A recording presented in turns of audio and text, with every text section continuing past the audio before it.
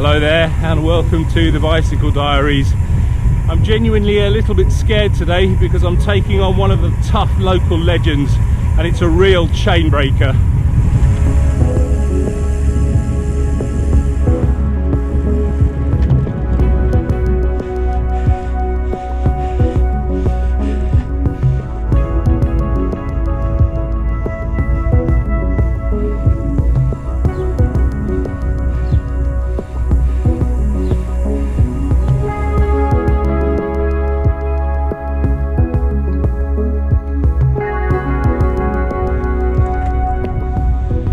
Going to be my fourth ride of the week, and in two of my other rides this week I've got PRs going up Southwark Hill, which is one of the climbs of Portsdown.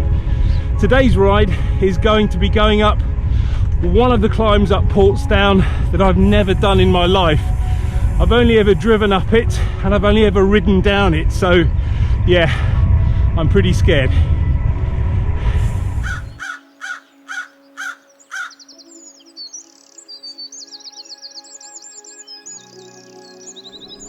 Well, that's not something you see every day. A massive bird of prey being chased off by a crow. It's like a wildlife documentary, this.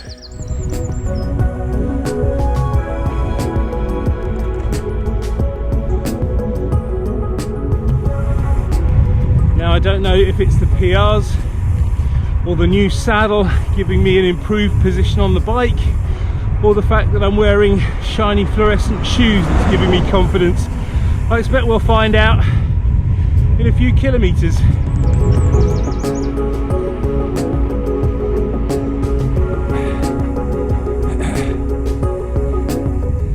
It'll be just like watching Egan Bernal climb Mont Ventoux, although I'm almost twice his weight, 10 times as slow, and I'm not Colombian, although I did go to Brazil once. In fact, I did my first ever spinning class in Brazil, so I suppose that makes me practically South American.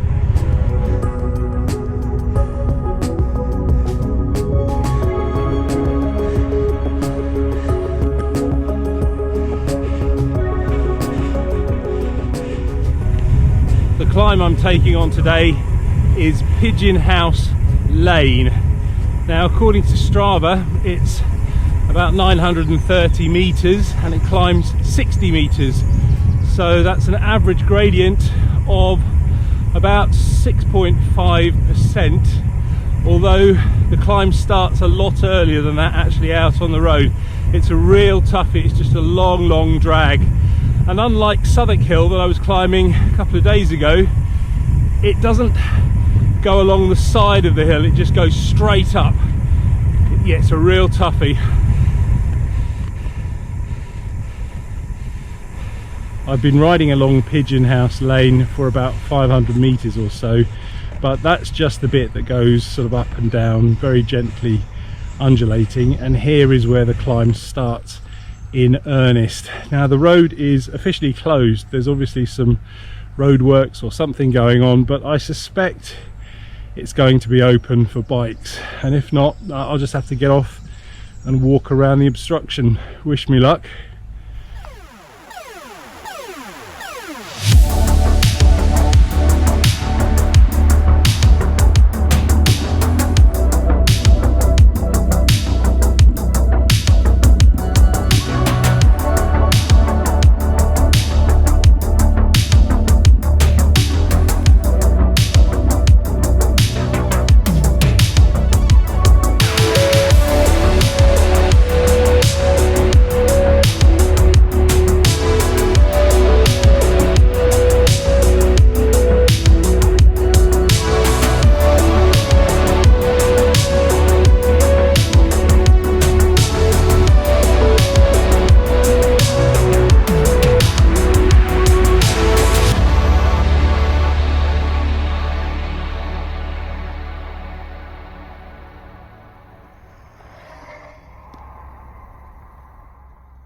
Well, there we go. That's another local giant beaten. It was tough, but I have to admit it wasn't quite as tough as I first thought it was going to be.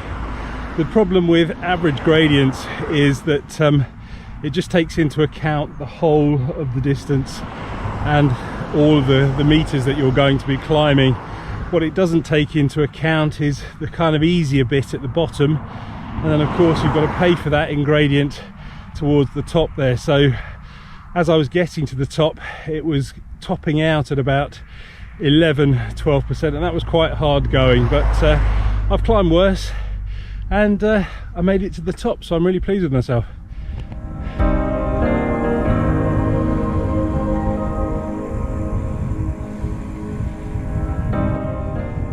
And if you wanted to be really hardcore, you could ride down that little lane there.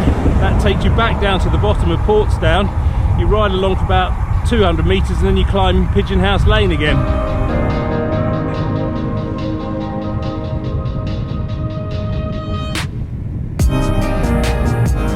That was Fort Widley, an 18th century fort designed to protect Portsmouth Harbour against the French invasions during the kind of Napoleonic times.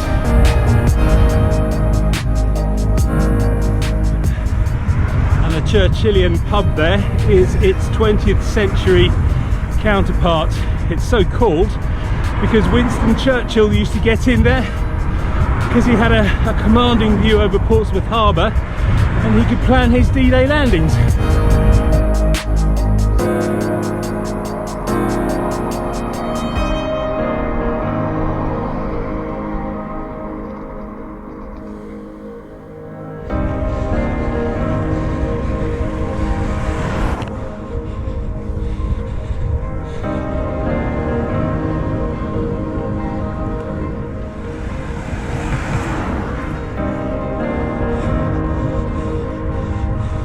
Must have a bit of a taste for climbing today, having just descended down the other side of Portsdown into Bedhampton.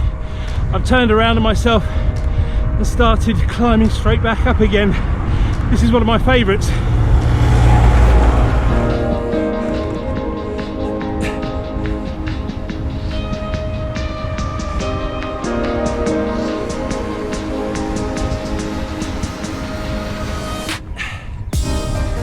And now I'm just riding down the other side of Portsdown. This is Southwark Hill, and this is the hill that I rode up twice this week and got PRs both times.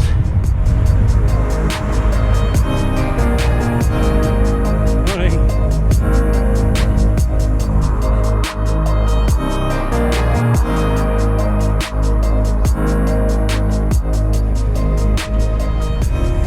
I'm back on my normal Southwark route now. And some of the more eagle-eyed of you may have noticed that I'm wearing a different crash helmet. I've got a Lival Evo 21 smart helmet. I'm testing it out. As you can see, it's got some lights, but it's also got some other great features that I'll talk about a little bit more when I get back.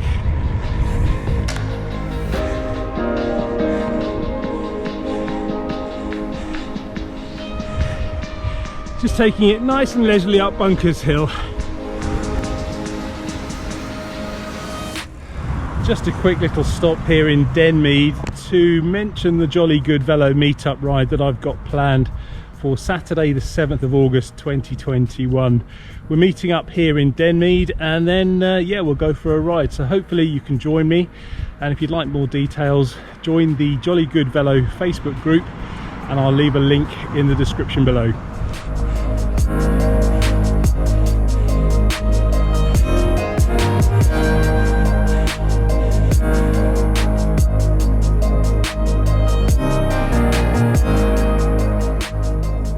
Now that I'm home, showered and relaxed, I can show you this Lival Evo 21 helmet a bit more.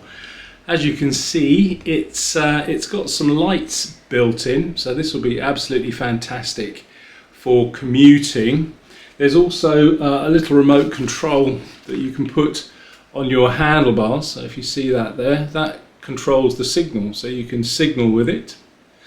And it's also got a very clever little crash detection feature. So you go onto the app, you put the number of your emergency contact in there, and then if the helmet detects that you've had a crash, it will send that person a text and a map so that they can actually find you. So yeah, it's all pretty cool, and I've just been testing this out for the last couple of days.